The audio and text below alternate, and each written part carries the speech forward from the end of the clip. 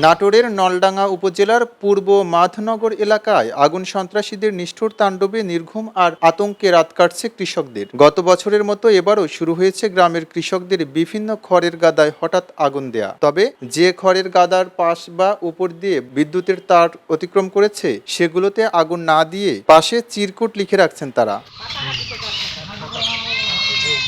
গত বছর ওই গ্রামের বিভিন্ন খড়ের গাদায় রাতের আঁধারে আগুন দেয় সন্ত্রাসীরা। ওই সময় নানা তৎপরতায়ও কাউকে আটক করতে পারেনি পুলিশ। উপরন্তু পুড়েছে 15 থেকে 20টি খড়ের গাদা। এরই ধারাবাহিকতায় গত 2-3 দিন আগ থেকে আবারও শুরু হয়েছে খড়ের গাদায় আগুন দেয়া। বৃহস্পতিবার দিবাগত রাতে 2টি খড়ের গাদায় আগুন দেওয়া হয়। তবে স্থানীয় কৃষক মনিরের খড়ের গাদার উপর দিয়ে বিদ্যুতের তার সংযোগ থাকায় ওই গাদায় আগুন না দিয়ে চিরকুট রেখে গেছে। সেদিনকে রাত্রে হঠাৎ করে ওই পালাতে আগুন দিল, টের পায়ে চিড়ে করে সব নির্মাণ হলো। নির্মাণের পরে যাওয়ার পর খানিক পরে আবার ওই রাস্তার দক্ষিণে আবার ওটাতে আবার আগুন দিচ্ছে, কারণ ওইটা আবার লাগিয়ে এবারে সব আবার টের পায়ে নির্মাণ হলো।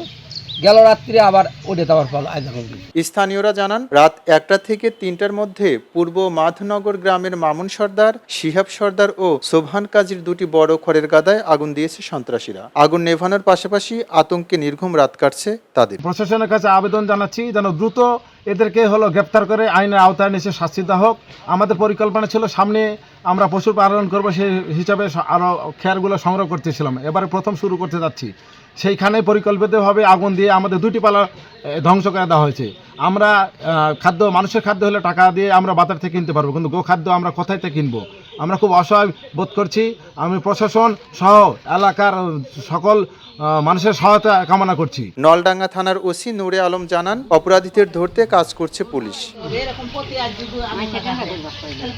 খবরের কাগজ, নিখাত, নির্ভীক, নিরপেক্ষ।